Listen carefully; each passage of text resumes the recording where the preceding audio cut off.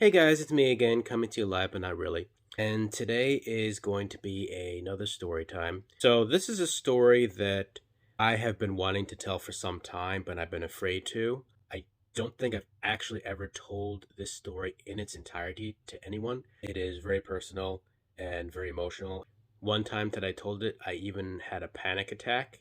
I'm telling it because I think not only is it something that I need to get off my chest, but it's also something that I'm hoping that people can learn from. So we're going to rewind back to 2004. I was 20 years old. I was in college. I had just been diagnosed with depression and anxiety 3 years earlier. So mentally, emotionally, I was not in a good place. I was certainly very immature. I was definitely a dweeb, a nerd. I was a virgin. And I was quite behind my peers in just about every aspect of life. So one day I was checking my emails and I discovered that I had a profile on Match.com. I don't remember ever creating a profile on Match.com, and being 2004 and phishing not really being well known, I clicked on the link and I discovered that somebody had thoughtfully created a Match.com profile for me and put down all of my personal information in the About Me section. I was not liking this, so I deleted that. And then I had the strangest idea. So I took this profile that some bot had probably created and I made it my own. I had never had a girlfriend before. I was extremely shy and anxious around them. I think at that point I had gone on maybe one date. So I thought, why not? So I'm searching the site and I came across this one girl who lived actually pretty close to my university. And she was pretty cute. I mean, not, drop dead gorgeous, like walk into a pole accidentally while staring at her type hot, but she was attractive. And so I messaged her. I don't remember the nature of that conversation, but, it led to a date. We were going to do a dinner and a movie. So we ate dinner at a diner, and then there happened to be a movie theater next door. So we saw Along Came Polly. We had a good time. In fact, we were actually holding hands for most of the movie. Then it was over. It was time to go home, and surprisingly, she kissed me on the lips. I had butterflies. I felt like one of those cartoon characters from Looney Tunes where the girl kisses the character, and they see like hearts like spinning around in front of them. Like that's how I felt. I was immediately infatuated and I wanted to see this girl again as soon as possible. And we did end up going out again. And we ended up making out like a lot, a lot. We made out in the park. We made out in the basement of her college. We made out in the library. I felt really awesome. We made out to the point where people actually started yelling at us. We talked on the phone for hours. One day, L word was mentioned. And once again, it was her. She actually was the first person to use the L word. And again, I was elated. I just instinctively responded, I love you too. Then finally, the time came to where I decided that I was going to have sex with this girl. I was going to lose my virginity. And I talked about it with my shrink at the time. And like, I had a plan. My family was going to a birthday party or a dinner or something like that. I was going to weasel out of it. I was going to claim I wasn't feeling good. I was going to be left alone, and then I was going to invite this girl who, she was my girlfriend at that point, and I was going to invite her over, and we were going to have sex, and it would have been great. But my idiot shrink, who was a dinosaur, this guy was really old. So old, in fact, that he's actually dead now. This guy didn't even own a computer. I literally had to explain to him how the internet worked. So when I told him about my plan, he said, "Oh, you shouldn't do that. What if one of the neighbors sees you bringing this strange girl into your home and then they say something to your parents? Like, do you really want your parents' first impression of this girl to be that she's a slut, she's a whore?" So I didn't agree with what he said, but I was young and naive, and he was my psychiatrist, and I listened to him. So I called my plan off. And I really wish I hadn't done that because I would not have another opportunity again. We were together for about a month and a half in total. So this is where it gets pretty weird. So not long before it ended, this girl was complaining that she was feeling pain in her legs. It was painful to walk. And then she claimed that she went to a doctor and that the doctor told her that she had MS. And I was like, oh my God, that's devastating. That's horrible. Or was it cancer?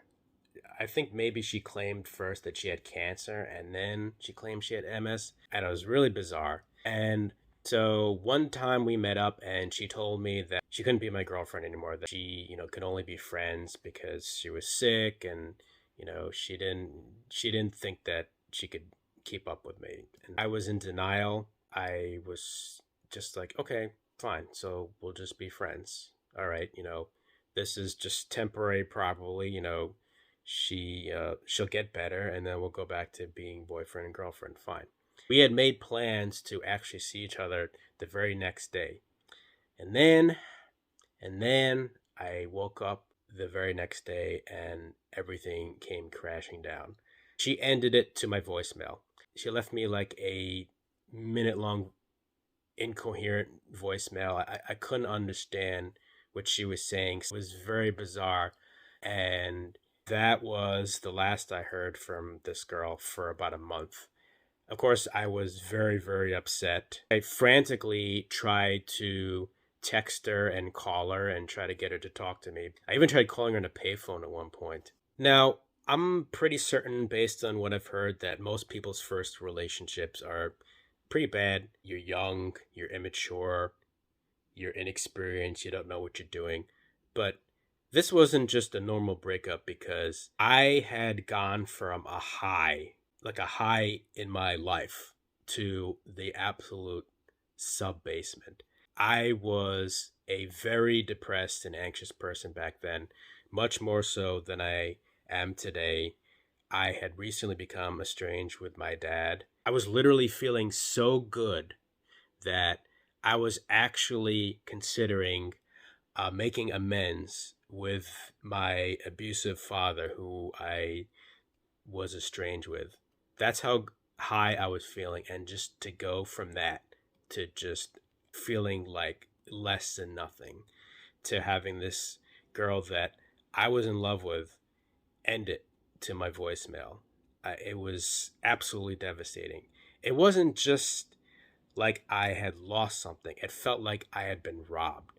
It felt like I had won $100 million in the Powerball, and then somebody just broke into my bank account and stole it all. Fast forward a month, which felt like a year, and finally she answered the phone, but she said that she still couldn't see me. And I asked her like why, and took a break for a month. What's wrong? And she didn't really give me a clear answer. The next stuff that happened is kind of a blur. I don't know if I've mentally blocked it out or just been a long time, but I believe that I started dating other girls on Match later that year. None of these dates ended up leading anywhere. Me and this girl did end up reconnecting at one point. This was after I had started a profile on this blogging site called Zanga, which I doubt exists anymore. This was pre social media, by the way. I was blogging every day. Now, this was at a time when I think, generally speaking, most people didn't really pay much mind to the stuff that they posted online. So I just said whatever I was thinking about at that moment. And this is going to be relevant later. I think I reconnected with this girl on Zanga, or it may have been on AIM. In any case, we did reconnect and we did have some phone conversations and we reconciled a little bit, although she was seeing another guy at the time. We did meet up again once. We met up for coffee at a Starbucks near my university. And I thought that things went okay. It was kind of awkward. I definitely sensed some discomfort on her part, and she looked different too. The clothes that she wore, she had grown her hair, almost as if she was trying to become a different person. It was a little startling, but she looked good. A dumbass part of me was thinking, oh, I'll spend time with her eventually. I'll get her back. I'll steal her back from this other guy. By the way, incidentally, she looked perfectly healthy, even though she was telling me over the phone that she had been sick and she was taking this medication and it was making her gain weight.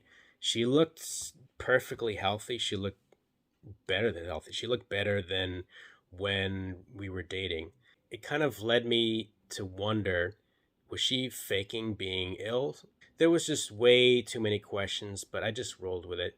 Now, this girl, she had three sisters. On this blog site, Zenga, which I mentioned a little earlier, of course, you could add people. You could see their blogs, and they could see your blogs. Of course, you could choose to make certain blogs hidden or certain blogs only viewable to friends. So I had added this girl's sisters, or maybe actually I think I just added one of them, and then the other ones added me.